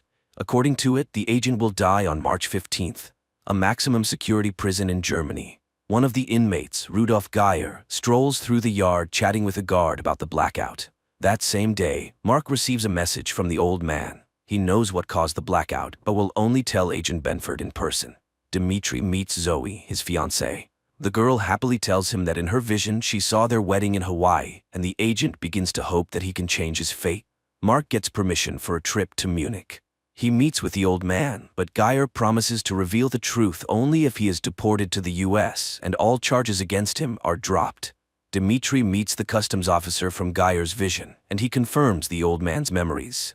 The old prisoner gets his way. He receives a pardon, but when it comes to his testimony, it turns out that he only knows about the dead crows and that it is somehow connected to the scriptures. Benford hopes that the old man's words will be of some use. He asks Hawk to check all cases of mass bird deaths. The agents manage to find out that a similar incident was recorded in Somalia many years ago. Mark asks to be sent to Somalia, but after the failure in Germany, the agent's request is denied. Then Benford asks Al to contact a former suspect in a hacking case to help him obtain the necessary information. Meanwhile, Dimitri returns to interrogate the girl they were tailing on the day of the blackout. The guy is sure she knows what happened, but she insists that the agents are looking in the wrong place and that Dimitri should hurry, as he has little time left. Despite Olivia's request to transfer Dylan, he is kept in the ward, but she doesn't even suspect that the boy's father, Lloyd, poses a threat not only to her family. Answering a phone call, Lloyd talks to his accomplice, the one who, together with him, caused the worldwide blackout. The agents are attacked. This prompts the CIA to get involved, and all agents are sent for a polygraph test to determine why someone is now trying to eliminate them. After the interrogation, the government convenes a meeting to decide whether to continue funding the Mosaic project. Stan understands that this is the only way to gather enough information, and they must defend their case. The Senate hearings begin at 10:30 p.m., and the floor is given to Agent Benford. Mark starts to falter in his testimony because he hesitates to tell the truth. In his vision, he was drunk. While Mark struggles, his colleagues find something interesting. In satellite images, they find strange towers in Somalia. Hawk immediately informs Mark of the discovery. After a private conversation with the president, Stan finds his subordinates and tells Mark that they have secured funding. Mark calls Janice to share the good news and to warn her that they will soon return from Washington, but at that moment, the agents are attacked for the second time. In the dining car, a passenger notices an attractive fellow traveler, and to get her attention, he starts talking about the blackout. While he tries to charm the beauty, hoping to lure her to his compartment, Janice Hawk is brought to the hospital in critical condition. Learning about the attack, Olivia tries to call her husband, but soon, he personally appears at the hospital with his colleagues. The agents visit the deceased attackers. Examining the bodies, Dimitri finds a mark on one of them, a blue hand. Mark saw the exact same symbol in his memories, and it was somehow connected to the worldwide blackout. Dr. Simon Campos, the charming guy from the train, gets what he wants, and the girl ends up in his bed, but soon she begins to regret it. The stranger tells her that in his vision, he takes someone's life and enjoys it. Lloyd arranges a party for his son and brings him a Halloween costume. But as soon as the man gets distracted, Dylan leaves. The boy gets on the first bus he finds and makes his way to the right address. Dylan enters the Benford house uninvited, calling it his home. Dimitri finds another blue hand, but this time on a road sign. Following the direction indicated, he sees another marker and continues on. The nanny calls Mark and tells him about the little guest. The man is shocked to learn that Charlie knows the boy well, even though she has never met him before. Lloyd arrives at the house and immediately recognizes it as the one from his vision. Mark also instantly understands who this man is, and when Olivia enters the room, everyone feels awkward. The agents arrive at an abandoned house, which is also marked with a blue hand. Breaking in, they find several bodies with their hands smeared in blue paint. Returning his son to the hospital, Lloyd decides to head home for some rest, but in the backseat of his car, an old acquaintance is waiting. Dr. Simon Campos, the pathologist, informs the agents that all the deceased found in the abandoned house had taken their own lives. Agent Fiona Banks arrives from London at the bureau. Her American colleagues brief her on the Blue Hand ghost community. It consists of those who did not see their future, including all the deceased discovered in the abandoned house. Dressed as ordinary guys, the agents head to the ghost club. But to enter, the guests must play Russian roulette. The agents watch in horror, but when the leader of the movement takes the stage, they reveal themselves and arrest him. During interrogation, Dimitri tries to find out who hired the Blue Hand members that attacked Hawk, but Sunderland refuses to answer any questions, fully aware of what lies ahead. In his vision, Agent Goff heard himself talking to a lawyer. Al confessed to the attorney that he was guilty of the death of a woman named Celia. Tormented by these memories, Goff leaves Dimitri a letter and heads to the roof. To change his fate and avoid being responsible for someone's death, he makes a fateful decision. In his final letter, Al gives hope to everyone who saw something terrible in their visions. He assures people that the future can be changed. Simon finds Lloyd at the hospital, and Lloyd tells his accomplice that he wants to make an official statement and reveal the truth to the world, that they were responsible for the global blackout. Meanwhile, Mark takes his wife to the coast for a romantic weekend, but their relaxation is interrupted by a phone call. Benford is informed that a criminal with star tattoos on his hand has been found, the one Mark saw in his vision. Simon proposes a poker game to his accomplice.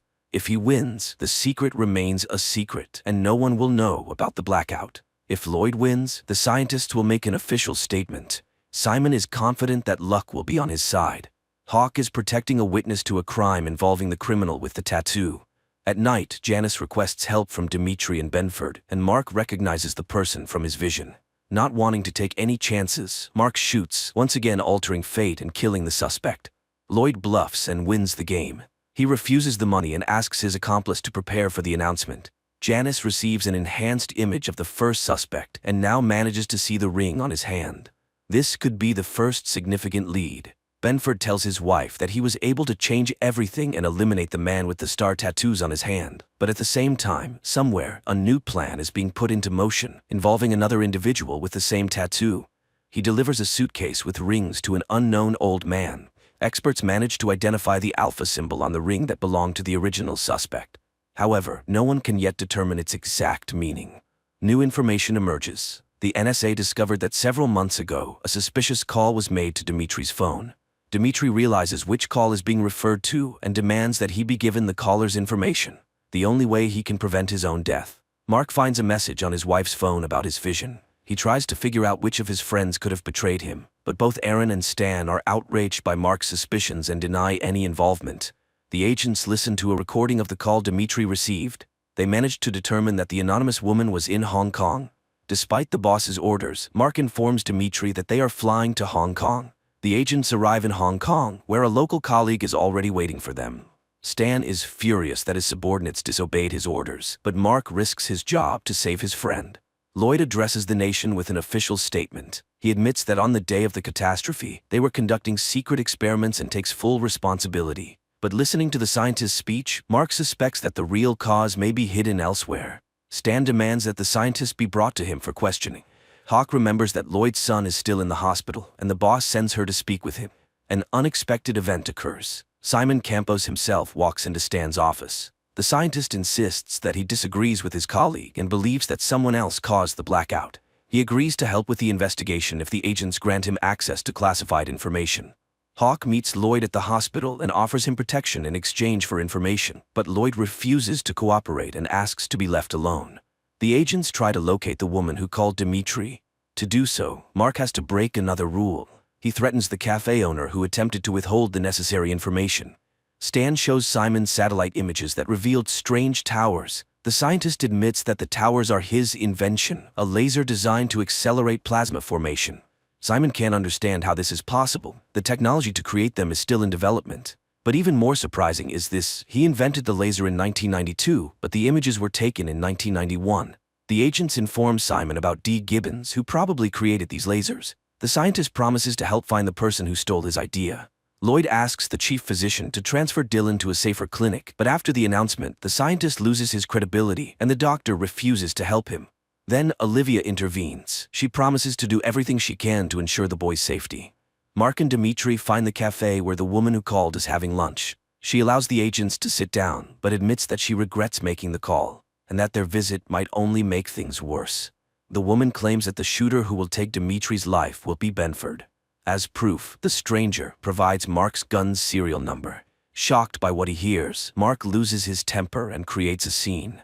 He takes the woman hostage and exits the restaurant. A local FBI agent arrives, and Mark is forced to back down. While Mark is in serious trouble in Hong Kong, Olivia is bonding with Lloyd. The scientist tells her about parallel universes in which they might have been together once. The agents are sent back to the States, and Mark is stripped of his badge. Meanwhile, D. Gibbons visits the Sears home. Dylan is being prepared for transfer. Lloyd and Olivia bid a warm farewell, but the doctor notices something amiss. The paramedics turn out to be imposters. They open fire on the security detail and, abandoning Dylan, take Lloyd away. Lloyd regains consciousness in a basement, handcuffed. Hawk is tasked with hiding Simon in a safe place where he can continue his work, but those who need him find the agents as soon as they settle into the safe apartment. Dimitri finds Janice unconscious. Meanwhile, Simon is taken to the basement to meet an old friend. The scientists try to understand who and why they were kidnapped, but the answer comes unexpectedly. The same old man who recently received the suitcase with rings arrives in the basement. The kidnapper introduces himself as Flosso. He makes it clear that he won't be gentle, and the hostages should answer his questions precisely. Mark is assigned sessions with a psychotherapist, who helps him recall details from his memories that were previously hidden. Benford remembers that on that night he was talking to Lloyd on the phone. Later, Mark reveals another memory to Aaron. In his conversation with Lloyd, he mentioned a second blackout. Lloyd remains silent, realizing that his revelations could lead to a catastrophe, but Flosso finds a way to make the scientist talk. He has Simon's finger cut off right before Lloyd's eyes. The agents discover where the captive scientists are being held. On the way to the basement, Dmitri calls Janice and asks her to join the operation. Unable to resist any longer, Lloyd tells everything that happened during the experiment, giving Flosso's specific details. At that moment, the agents storm the location, but it turns out to be empty. The only thing awaiting the agents is a booby trap. Driving around the city, Mark recalls the map from his visions and realizes where to search for the captives. By this time, Lloyd and Simon are being prepared for execution. The agent crashes into an abandoned store and rescues the scientists. Simon is loaded into an ambulance, but inside, he is met by Flosso. The old man apologizes for the finger and explains that it was to divert suspicion from the boy and to ensure Simon has no desire to rebel. He reminds him that Simon was the initial suspect. Several months earlier, after his father's funeral, unknown individuals took the scientist to a baseball game and ordered him to wear the ring. Thanks to it, he remained conscious while everyone else blacked out. The operation was led by D. Gibbons. Janice informs Simon that he will be held in custody for some time. The young man stages a spectacle and manages to escape, but not for long. When he arrives in Canada, Hawk is already waiting for him with armed soldiers. Hawk agrees to stay in Canada so that Simon can visit his family. But once again, Simon outsmarts the agent and escapes, despite wearing a special bracelet. Simon heads to a boat owned by an old friend, confident that no one will find him there.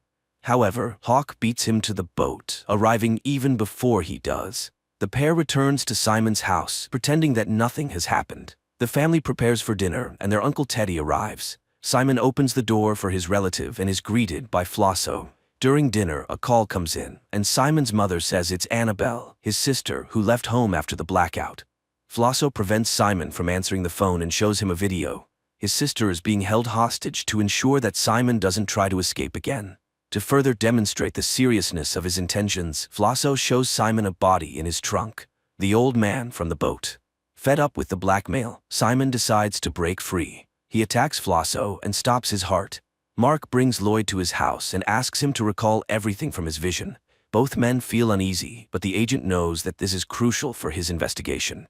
Dmitri is confident that the Hong Kong woman's prophecy won't come true because he turned in Mark's gun for destruction. But attempts to change the future fail. The gun goes missing. The agents fly to Somalia to inspect the strange structures in person. Simon is part of the expedition, but he is denied a weapon. Meanwhile, in Los Angeles, Mark informs his boss that he has discovered D. Gibbons' real name, Dyson Frost, and that somehow he will be connected to Charlie. The team of agents comes under fire. Their guide tries to explain that they are on a humanitarian mission, but this doesn't stop the Somalis who kill the translator. The Somali leader realizes that he's being lied to. He has already seen foreigners arrive and set up the towers many years ago. He locks the visitors up and promises to kill them, one by one. The agents manage to disable the guards and take their weapons. They reach the helicopter, but it's already being looted by locals, forcing the agents to come up with a new plan. The team attacks their opponents but doesn't have time to escape. They are once again confronted by the leader. This time, everyone understands that there will be no chance to fight back. One of the guards, out of fear, reveals the truth about the visitors. Learning that they are FBI agents, the Somali demands a large ransom to help him take over the country. Janice manages to persuade the leader. She convinces him that their mission is not to start a war, but to prevent one. The Somali helps the group reach one of the towers. Simon examines the structure with surprise, noting that it was built exactly according to his design, but long before he developed it. Dmitri discovers a videotape that has been stored in the tower for 18 years. On the tape, the Somali recognizes his fellow tribesman, whom he believed died during the first blackout. The agents also identify the experiment's author. It was D. Gibbons. Exploring the tower's tunnels, the agents find a sealed room where villagers were imprisoned. Judging by the remains, the experiment's participants were killed. The Somali leader is enraged by what he sees and plans to take revenge on the Americans, but Vogel acts faster, leaving the Somali leader lying with his tribesmen. Dmitri reviews the tape again, and the next few seconds shock him. D. Gibbons from 1991 addresses him by name. The recording is sent to the department. Mark watches the message left by Gibbons many years ago. Following the criminal's clues, Benford deciphers the chess code and dials the phone number that Gibbons left specifically for the agents. Mark arrives at a chess club to meet someone who could help in the search for the scientist, but the only witness has been killed. Benford realizes that there is someone in the department leaking information. To find out who the traitor is, Agent Vogel gathers everyone in the conference room, and a special team searches the employees' offices. A bug is found on Mark's desk. Everyone with access to the office falls under suspicion, creating tension among the colleagues. The agents are most suspicious of Janice.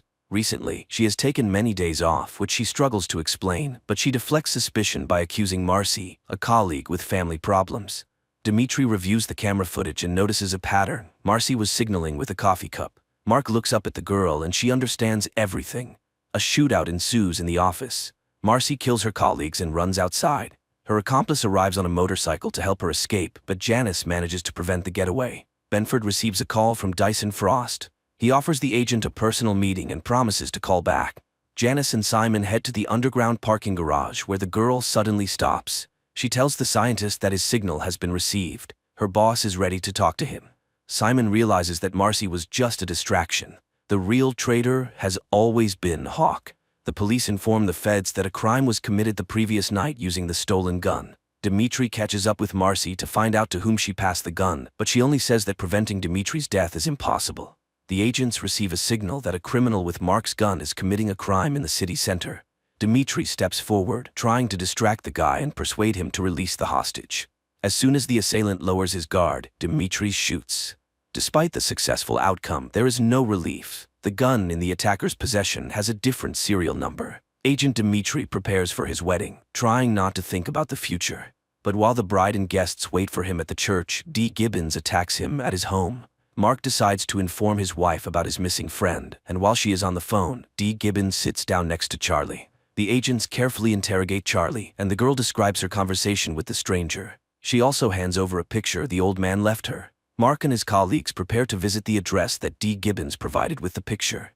Meanwhile, Dimitri finds himself at the mercy of a gun, which the villain has attached to a special device. The mad scientist enthusiastically tells his hostage about his inventions and plans. He claims that Dimitri's death is his only chance to save his own life.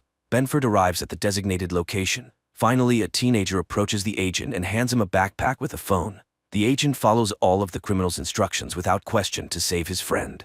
He leaves his colleagues behind and, getting into the prepared car, successfully evades pursuit. Dee Gibbons directs Mark along a highway through the countryside. Constantly checking his watch, the agent continues his journey through the mountains. Finally, he spots Dee Gibbons. The old man raises his gun and orders the agent to handcuff himself. Mark distracts the old man and attacks him. He demands that Gibbons take him to Dimitri, but someone no longer wishes to keep the witness alive. The scientist is eliminated. As he dies, he doesn't have time to tell Mark where Dimitri is. The navigator leads Mark to the last known location of Dee Gibbons. Benford bursts into the building and spots his friend. There are less than 2 minutes left before the automatic shot, and Mark tries to solve the scientist puzzle to stop the mechanism. The timer reaches 0 and the gun fires, but by this time, Mark manages to lift the gun and Dimitri survives. As soon as Dimitri gets out of the chair, water washes away the scientist's map, destroying all the evidence and clues. Mark instructs his colleagues to figure out Frost's blueprints and determine how they are connected to the second blackout, which the mad scientist mentioned. A strange man appears at Olivia's house. He babbles incoherently, claiming that the doctor's husband is Lloyd. Meanwhile, Janice delivers Frost's blueprints to a professor of archaeology, but the people for whom the double agent secretly works demand that she steal the originals and hand them over. Hawk is forced to take a risk. She steals the blueprints from the institute and sneaks into the office to retrieve the last copy from Mark's desk. Benford catches his colleague red-handed, but she manages to talk her way out by inventing a story about lost documents. Mark asks Hawk to come to the office to meet with the professor. The girl realizes that her deception has been uncovered, but Benford postpones the conversation and returns to his discussion with the scientist. According to the old man, the blueprints that Dee Gibbons had were some kind of device for counting down dates. One of them is October 6th, the day of the blackout. Frost's words keep replaying in Mark's mind, and an idea strikes him. He breaks open the large chess piece hanging on the board. Inside, the agent finds a ring with an unknown symbol. Olivia meets Gabriel, the strange man, again. He keeps repeating random nonsensical words, but finally, the woman manages to discern the main point. The guy has been subjected to multiple blackouts, becoming a victim of Frost's experiments. Experts provide the scientists with the results of analyzing Frost's ring, and Simon makes an astonishing discovery. Inside the ring is a device that allowed its wearer to remain conscious during the blackout. Janice meets with her handlers. After failing the mission with the blueprints, she is given one last chance. This time, she must retrieve the ring from the vault and eliminate Benford. On a city bridge, Simon spots his sister. Annabelle delivers a message to her brother. They need him and the ring. Simon has only 12 hours, or else his sister will be killed. Dimitri arrives at a crime scene and learns that someone has been eliminating all those who managed to survive the predicted date of their death in the last 2 weeks. Simon memorizes the safe's code when Lloyd places the ring inside. As soon as the scientist is left alone, he decides to use this opportunity to save his sister. The agents identify the executioner who has been getting rid of all the survivors. It turns out to be Mr. Slingerland. The agents catch the psycho just as he tries to dispose of another victim, but despite all efforts to save her, an agent accidentally hits the girl. Mark discovers a minivan and Annabelle inside.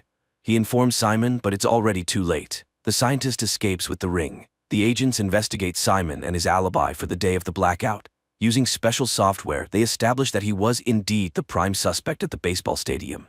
Olivia brings Gabriel to Mark's office to help find clues. According to the madman, Benford's wall is full of errors, and he forces the agent to redo everything according to his notebook. During interrogation, Gabriel says that Frost wasn't the only leader. There was someone much more important, and he will repeat the blackout very soon. The deranged stranger shows a portrait of this person. It turns out to be the man Simon is currently talking to. Gabriel is set to be transferred to a safe house, and Janice informs her handlers about it. The minivan falls into an ambush, but instead of the strange madman, it's Mark disguised inside. But the agent's operation doesn't end there. He manages to infiltrate the villain's lair and capture the leader. Mark realizes who the traitor in their department is, but Janice still doesn't tell the truth. She claims she was only working for the CIA. Benford begins interrogating the main suspect. He wants to know how the villain caused the global blackout, but the scientist is confident that it doesn't matter. Regardless of how the day unfolds, the outcome will be the same. Benford will be dead by nightfall. Dimitri heads to Janice's house and finds Simon there. Hawk sees no other way out. She helps her partner arrest Simon, despite their previous arrangement. Despite warnings, Mark loses control and uses force to find out when the global blackout is planned. Stan realizes that Benford is not in control of himself and orders him to be removed from the office. At 6 in the evening, thousands of people gather in the streets to celebrate April the 29th, the day from the visions. Lloyd arrives at Olivia's house to ensure events unfold correctly, but the woman also decides to change her fate and leaves town with Charlie. Mark's chain of events also changes. He starts a brawl in a bar and ends up in a jail cell. With just over an hour left until the moment of truth, all the characters find themselves in different places, but Stan posts bail for Mark, and everything starts to fall into place. The agents return to the bureau due to a report of planted explosives. At the same time, Lloyd finds Olivia and asks her to return home so they can recreate the evening from their shared memories. The scientist's plan begins to unfold. Dylan writes the formula he saw Lloyd use on the mirror. The FBI building is attacked by masked assailants, but this doesn't stop Mark, and he finds himself in his place at the map with the clues. Simon infiltrates the corporation's server room to hack the computer and prevent another blackout. At the appointed time, Lloyd calls Mark and gives the date of the next blackout, the next 48 hours. Thanks to Gabriel's notebook, Benford learns the exact time. The blackout will happen in 12 minutes. The masked criminals destroy Mark's office and all his work, but the agent survives and tries to fight back. Simon notices that someone has remotely taken control of the program and he cannot stop it. Dimitri suspects the scientist did it on purpose, but Simon swears he is trying to prevent the catastrophe. Mark manages to warn his boss about the next blackout, but he can't get out of the building and is once again surrounded by armed mercenaries. With 30 seconds left before the explosion, Mark runs for the exit, but at that moment the mechanism activates, and the world freezes again, glimpsing into its future. This is where the series ends. And aliens arriving on Earth first kill an entire small town and then bring half of its population back to life, although it's hard to call it life. We searched for a new home. We found one. This planet. Somewhere in Pennsylvania, in the small town of Berridge, a family sits down for dinner. Suddenly there is a loud bang outside, the lights go out, and people briefly come to their senses before dying. Later on, exobiologist Lawrence Stone hears news reports on TV about a powerful explosion in Berridge that killed the entire population of the town, 1,300 people. The air in the settlement is poisoned by some toxic substance, and the theory that the explosion occurred at the local chemical plant becomes increasingly popular. Lauren takes a bath and remembers herself, her father, and a field she used to run through. Her memories are interrupted by the arrival of the military. Although Lauren does not quite understand how she can help with the investigation, Colonel Emmerich introduces her to astrobiologist Santiago. Geologists confirmed that the accident was the result of a meteorite impact which released a deadly gas. That's why they were invited to the crash site. The military will be grateful for any evidence they find that can shed light on the nature of the incident. Emmerich assures Lauren that he chose her because he read her work, but asks her to take an alcohol test. Scientists are dressed in protective suits and taken to the meteorite crash site. On the way, Santiago praises her book on microbiology in Antarctica and signs of extraterrestrial life, but the woman doesn't engage in conversation. Arriving at the site, the pair only sees a snowy field and a small pile of ground. While Santiago inspects the area, Lauren notices a small sprout of some red plant and pities it for growing in such a terrible place. Upon arriving home, Lauren begins to search for similar cases and finds mention of a similar incident. In 2013, a meteorite exploded over the city of Chelyabinsk in Russia, and an interview with the local resident was filmed by American television. She recounted that after the meteorite fell, a poisonous gas spread throughout the area, causing many people to die. It was also said that a very large tree grew at the site of the impact, around which all living things died. The tree was cut down and information about the incident was kept secret. In the postscript to the interview, journalists reported that the woman was killed almost immediately after it. The next day, doctors begin to perform an autopsy on the man who died in Burridge, and at first everything looks completely normal. But when the doctor makes an incision, a strange blue liquid begins to seep out, which then returns to the body after a short time and the wound heals. But even more surprising is the resurrection of the man who suddenly sits up on the table and silently looks down, not reacting to the voices of those around him.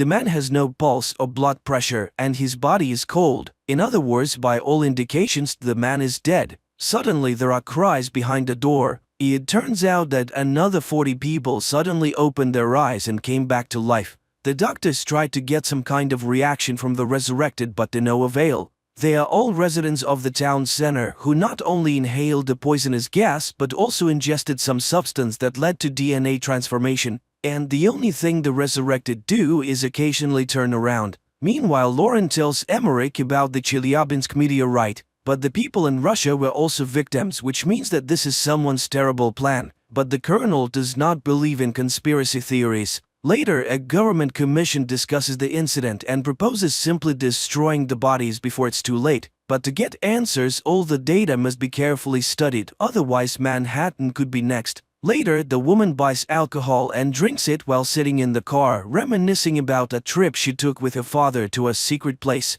The next day, Lauren goes to a room where the revived people are sitting and, selecting a girl, tells her about a book her mother used to read to her when she was a child, who has long since passed away. At that moment, her phone rings and a photo of the red plant from the scene of the incident appears on the screen, and the girl suddenly grabs Lauren's hand. The woman tells her colleagues about this and suggests that the plant is to blame. Santiago notices that all the survivors are looking in one direction, to the north, where the crash site is located. And then the colonel confesses that they found a sapling, but they don't know what it is because the plant is huge and continues to grow. The thing is that the area is sealed off and the plant was only noticed when it became visible from a distance. It turns out that it wasn't a meteorite that fell on the ground, but a huge seed. A team of scientists is sent to the site, taking one of the revived with them. They bring him to an unimaginably huge tree on a cart and watch from a distance, but he remains motionless. And when people have lost all hope, the man in the wheelchair suddenly moves, raises his head, looks in surprise at his hands and the snow under his feet, and then he admits that he can't survive in the Earth's environment, so he will stay here. Upon returning, Lauren reports that the tree is generating the necessary environment for its survival, including the air that is toxic to humans. The aliens arrived on Earth through special portals that scientists call wormholes. She is bombarded with questions, revealing that she has had problems with alcohol and prohibited substances. Later, a psychotherapist calls her answering machine, who was waiting for her at the session as part of his sentence. They were supposed to discuss her childhood memories that are haunting her, but she didn't show up. At that moment, her father shows up at the door, but Lauren is not pleased to see him. He tries to start the conversation and recalls how on her 8th birthday she asked for a scientific laboratory and they gave her an old barn. However, her obsession with space spiraled out of control and her mother became worried. Sometime later, the Colonel summons Lauren again. The alien wants to speak, but only with her as he sees her as a friend. They have prepared a list of questions and ask her to find out where they came from and why they came. The alien explains that their home is no longer suitable for their species. They were searching for a new home and found it using coordinates received from a human with the call sign Supernova 94. From that same human, the aliens learned all the strengths and weaknesses of humans. The alien asks the military to leave, and Lauren admits that the tree will soon destroy everything as it is harming the planet. The alien then says that humans will not be able to stop them because they are used to fighting and they have abilities. And here Santiago starts acting strangely. He drops his suitcase and begins to unzip his protective suit. The military personnel try to contain him, but they cannot do anything. The man falls to the ground and tears the hose from the mask of a soldier who was trying to help him. The soldier removes his useless mask and dies. Then one of the soldiers suggests shooting the alien, and just then they are hit by a sound attack that drives them crazy and they open fire on each other. One of the survivors takes stunned Lauren away. Later, a fighter jet armed with missiles is sent to the tree. The pilots see a small figure of a person at the base of the tree and receive orders to attack the target. But suddenly an impenetrable dome covers the tree. The missiles explode, causing no harm to the tree. Meanwhile, the news reports that the FBI is searching for a person with the nickname Supernova 94 who seems to be responsible for the expansion. People around the world tell stories about strange sounds that occasionally come from unknown sources. In some places, smoke emerges from the ground, killing all living things. People pray day and night, and martial law has been imposed in many countries. The earth trembles, crops die, and vegetables rot in the ground. One day, Lauren goes to her father's house, but first she approaches the locked barn, which has a sign that reads Lauren's laboratory. But after looking at the house, she walks away and heads towards the tree. For many years, she has been tormented by the question of who or what she is. The end of the world is approaching, but she feels relief, as if she will finally live freely. And she plans to find the truth right here. She meets the alien who tells her that the tree is undergoing transformation. Feeling the tremble under her feet, Lauren lies down on the ground and listens to the hum of the planet. The time has come, new life is growing, and all of this has happened because of her. And finally, Lauren remembers the day when her father brought her to a secret base where an unidentified flying object had been brought down. Her father left her to wait in the corridor. Bored, she wandered through the rooms, listening to her father being instructed about a powerful and hostile creature that had tried to plant something before it was shot down by the military. The girl found the sarcophagus containing the alien and reached out to the glass. Suddenly, the creature reached out and touched the glass from the other side. She screamed in terror, not understanding what strange thing was happening to her, causing her to lose consciousness. The frightened guard found her and took her to her father. But the girl looked healthy and left with her father. Only from that day on, Lauren hasn't been quite herself. She draws super complex designs of interstellar ships and writes incomprehensible formulas. At school, she constantly gets in trouble, skillfully manipulating not only her classmates but also her teachers, calling herself an alien who wants to go home. And one day, Lauren tunes a transmitter she has built and contacts a distant planet, taking the call sign Supernova 94. Her parents are horrified and forbid her from entering the laboratory. Lauren smashes toys, draws on walls, and tells her mother the date of her death. It is then that her father learns of her new DNA. The girl seems to be changing, becoming something other than human. Adult Lauren sobs in horror at her discovery, but the alien welcomes her home and she remembers telling the distant planet all about Earth. Meanwhile, mysterious egg-shaped objects begin to appear all over the planet. They emerge everywhere, in forests and cities, deserts and mountains. And one day they suddenly explode, spreading black smoke that kills all life around them. And no one can hide or survive as the roots have already penetrated the entire Earth. The planet is no longer suitable for the human race. All earthly species and plants have been extinct. The evolution of a new species has begun, and Lauren's journey has come to an end. She's finally home, and this is where the movie ends.